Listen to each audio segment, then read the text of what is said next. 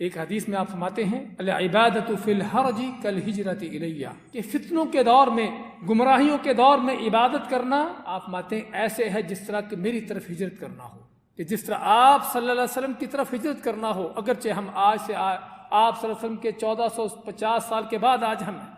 لیکن پھر بھی ہم آپ صلی اللہ علیہ وسلم کی طرف ہجرت کا مقام، یہ اجر پا سکتے ہیں کس سے؟ اپنے اوقات کو عبادت میں گزار کر۔ اور دوسری حدیث میں آپ نے کیا فرمایا؟ بدأ الاسلام غریبا وسيعود غریبا کما بدا، کہ اسلام جب شروع ہوا تو مسلمان تھوڑے کمزور ناتواں تھے، اللہ نے پھر اسلام کو ایک قوت دی، غلبہ دیا، طاقت دی۔ آپ نے فرمایا کہ آخر میں چل کر آخری زمانوں میں ایسے ہی اسلام پھر سے اسی غربت کی طرف، اسی کمزوری کی طرف پلٹ آئے گا۔ تو صحابہ نے پوچھا اس وقت لوگوں کا کیا معاملہ ہوگا؟ آپ نے فرمایا کہ اس وقت جب اسلام کمزوری کی حالت میں ہوگا، کفر کے غلبے ہوں گے، اس وقت نیکی کرنے والے، عبادت کرنے والے کا اجر کتنا ہوگا۔ اور بھائی ذرا غور سے سنیے کہ اس دور میں اور اس طرح کے حالات میں کہ جب کفر کے غلبے ہوں، لوگ دنیا داری میں پڑے ہوں، دین سے غافل ہوں، ان حالات میں اللہ کے دین پر چلنے والے، نیکی عبادت کرنے والے کا اجر کتنا ہے؟ صحابہ نے پوچھا کتنا اجر ہے؟ آپ فرمایا کہ اجر 50 منکم، کہ اے صحابہ، آپ صلی اللہ علیہ وسلم کے ساتھی، آپ کے صحابہ، آپ ان کو مخاطب کر کے فرماتے ہیں کہ اس دور میں جب گمراہیوں کا دور ہو، فتنوں کا دور ہو، بے دینی کا دور ہو، اس دور میں عبادت کرنے والوں کو 50 صحابہ کا اجر ملتا ہے۔ ہم اگرچہ آپ صلی اللہ علیہ وسلم کے صحابی نہیں بن سکتے، یہ وہ مقام ہے جو وہ لوگ پا گئے، انہی کو ملا، لیکن اجر و ثواب کے اعتبار سے آپ کیا فرماتے ہیں کہ گمراہیوں کے دور میں، بے دینی کے زمانوں میں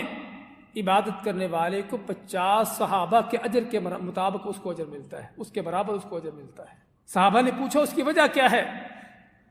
کیا وجہ ہے کہ ان لوگوں کا ہم میں سے 50 آدمیوں کا اجر ان کو ملے گا، ایک آدمی کو؟ آپ نے کیا وجہ بیان فرمائی کہ وجہ یہ ہوگی کہ تم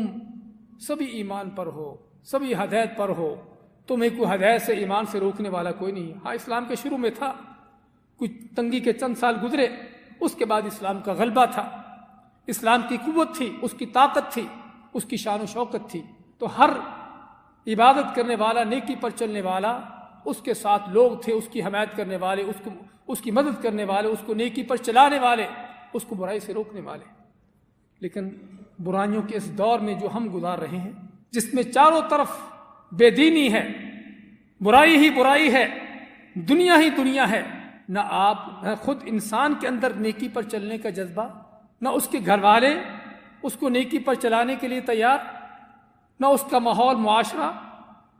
یعنی پوری قوم ہی بگڑی ہوئی، پوری انسانیت بگڑی ہوئی۔ ان حالات میں اللہ کے دین پر چلنا واقعی ہی کو آسان کام نہیں ہے۔ اللہ کے نبی صلی اللہ علیہ وسلم نے فرمایا کہ ایسا وقت آئے گا کہ جب دین پر چلنا ایسے ہوگا کہ جس طرح انگارے کو، کوئلے کو اپنے ہاتھ میں پکڑنا ہو۔ اس لیے یہ 50 صحابہ کا اجر ایسے نہیں مل رہا، اس وجہ سے مل رہا ہے کہ اس طرح کے حالات میں، گمراہیوں برائیوں کے دور میں دین پر چلنا بڑا مشکل کام ہے، کہ جب انسان اپنے آپ کو دیکھتا ہے کہ سبھی میرے مخالف ہیں، وہ سبھی میں ایک انوکھا نظر آتا ہے۔ تو آج ہم بھائیوں اس دور میں ہیں، اور ہمارے لیے اللہ کے نبی صلی اللہ علیہ وسلم کی بہت بڑی خوشخبری ہے اس حدیث کے اندر کہ اگرچہ صحابہ کا رتبہ تو ہم نہیں پا سکے، اس صحبت کے مقام کو تو ہم نہیں پا سکے، لیکن صرف ایک نہیں 50 صحابہ کا اجر ہم کو مل سکتا ہے، اللہ کے دین پر چل کر، اللہ کے نبی کی سنت کو اپنا کر۔ یہ معمولی سی بات نہیں، بہت بڑی بات ہے۔